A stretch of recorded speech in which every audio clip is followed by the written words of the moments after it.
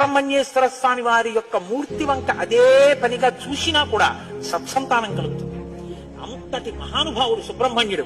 ప్రత్యేకించి ఏ కారణం చేతనైనా గర్భం నిలవక బాధపడుతున్న వాళ్ళు, గర్భిణి అయినప్పటికీ కడుపున ఎటువంటి బిడ్డలు పుడతారో తెలియని వాళ్ళు, వాళ్ళ ఆయుర్దాయం బాగుండాలనుకున్న వాళ్ళు, సంతానం క్షేమంగా వృద్ధిలోకి రావాలనుకున్న వాళ్ళు రామాయణాంతర్గతమైన షణ్ముఖోత్పత్తిని విని తీరాలి. ఇది చెప్పడం కోసమే వాల్మీకి మహర్షి ఫలశ్రుతి చెప్తూ ఓ మాట చెప్పారు.